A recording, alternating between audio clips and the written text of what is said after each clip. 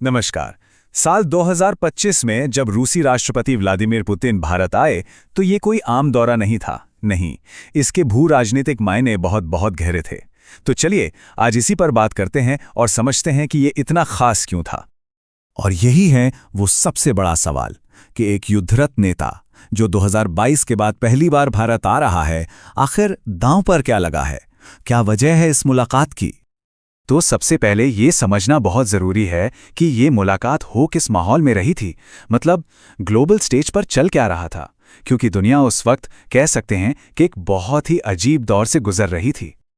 सोचिए, 4 साल का लंबा गैप, यूक्रेन में युद्ध का तनाव, ऊपर से प्रेसिडेंट ट्रंप के राज में अमेरिका के नए टैरिफ्स और यूक्रेन शांति वार्ता जो कहीं नहीं जा रही थी। इन सब के बीच पुतिन का भारत आना, ये सिर्फ एक रूटीन मीटिंग नहीं थी, ये दुनिया को एक बहुत बड़ा संदेश था। तो सवाल ये उठता है कि इन 27 घंटों में आखिर हुआ क्या? देखिए, ये सिर्फ हाथ मिलाने और फोटो खिंचवाने का मामला नहीं था। हर एक मीटिंग, हर एक कदम के पीछे एक गहरा रणनीतिक और सांकेतिक मतलब छिपा हुआ था। टाइमलाइन देखिए, सिर्फ 27 घंटे। शाम को पहुंचना, पीएम मोदी के साथ प्राइवेट डिनर, अगले दिन सुबह से औपचारिक स्वागत, फिर द्विपक्षीय बातचीत, प्रेस कॉन्फ्रेंस और रात को वापसी। मतलब 1 मिनट भी बर्बाद नहीं किया गया। इससे ही अंदाजा लगा सकते हैं कि ये दौरा दोनों देशों के लिए कितना जरूरी था। और ये तस्वीरें देखिए, ये सिर्फ एक फॉर्मल हैंडशेक नहीं था। पीएम मोदी ने पुतिन का स्वागत गले लगाकर किया। एक ऐसे समय में जब दुनिया के कई बड़े देश रूस से दूरी बना रहे थे, भारत का ये गर्मजोशी भरा स्वागत अपने आप में एक बहुत बड़ा डिप्लोमैटिक स्टेटमेंट था। और बात सिर्फ व्यापार और हथियारों तक ही नहीं रुकी, एक खास तोहफा भी दिया गया। पीएम मोदी ने पुतिन को भगवत गीता का रशियन लैंग्वेज एडिशन भेंट किया।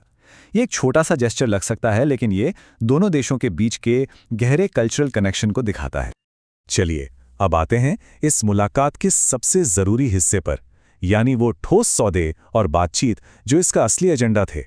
एनर्जी, हथियार और भविष्य की महत्वाकांक्षाएं। सबसे पहले बात करते हैं एनर्जी की। ये आंकड़े देखिए, ये चौंकाने वाले हैं। 2022 से पहले भारत अपने कुल तेल आयात का सिर्फ 2.5% रूस से खरीदता था, सिर्फ 2.5%। और 2025 तक ये आंकड़ा बढ़कर हो गया 36%।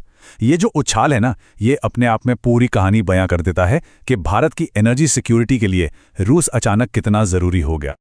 और बात सिर्फ तेल तक ही सीमित नहीं है, एक बहुत बड़ा लक्ष्य भी सेट किया गया। 2030 तक दोनों देशों के बीच के व्यापार को $100 बिलियन तक ले जाने का टारगेट। ये कोई छोटा मोटा नंबर नहीं है। ये दिखाता है कि दोनों देश अपनी आर्थिक साझेदारी को किस लेवल पर ले जाना चाहते हैं। और इस मुलाकात का टोन भी काफी बेबाक था। पुतिन ने वेस्टर्न प्रेशर को सीधे सीधे चुनौती दी। उनका यह बयान कि अगर अमेरिका हमारा न्यूक्लियर फ्यूल खरीद सकता है तो भारत हमारा तेल क्यों नहीं खरीद सकता। ये दिखाता है कि रूस और भारत किसी भी बाहरी दबाव को मानने के मूड में नहीं थे। और फिर आता है डिफेंस, जो हमेशा से ही इस रिश्ते की रीढ़ रहा है। S-400 सिस्टम का जॉइंट मैन्युफैक्चरिंग, Su-57 जैसे स्टेल्थ फाइटर जेट्स पर चर्चा, ब्रह्मोस मिसाइल प्रोग्राम को और आगे बढ़ाना, और तो और न्यूक्लियर अटैक सबमरीन लीज पर लेने का $2 बिलियन का सौदा। मतलब रक्षा सहयोग हर मोर्चे पर और मजबूत हो रहा है। तो ठीक है, सौदे हो गए, बातचीत हो गई, लेकिन इसका बड़ा मतलब क्या है? So what? मतलब ये सब मिलकर दोनों देशों के लिए एक बड़ी ग्लोबल स्ट्रैटेजी कैसे बनाते हैं? चलिए समझते हैं। इसका जवाब एक शब्द में छिपा है, स्ट्रैटेजिक ऑटोनॉमी, यानी रणनीतिक स्वायत्ता। ये भारत की फॉरेन पॉलिसी का कह सकते हैं कि मूल मंत्र है। इसका मतलब बहुत सिंपल है, अपने देश के हित में अपने फैसले खुद लेना, बिना किसी दूसरे देश के दबाव में आए। और ये पूरी मुलाकात इसी सिद्धांत को और पुख्ता करती है। तो ये एक विन विन सिचुएशन थी। रूस के लिए क्या फायदा था? उसे वेस्टर्न आइसोलेशन का मुकाबला करने के लिए भारत जैसा एक बहुत बड़ा भरोसेमंद मार्केट मिला। और भारत के लिए? भारत को अपनी इकोनॉमी के लिए सस्ती एनर्जी मिली और साथ ही अपनी सुरक्षा के लिए जरूरी डिफेंस टेक्नोलॉजी। मतलब दोनों के लिए फायदे का सौदा। और अब हम आते हैं सबसे बड़े सवाल पर। जैसे जैसे दुनिया में पुराने गठबंधन बदल रहे हैं, क्या ये दशकों पुरानी दोस्ती ग्लोबल ऑर्डर को एक नई शक्ल दे सकती है? ये मुलाकात सिर्फ 2 नेताओं की मीटिंग नहीं थी, ये शायद आने वाले कल की ग्लोबल पॉलिटिक्स की एक झलक थी। सोचने वाली बात है ना?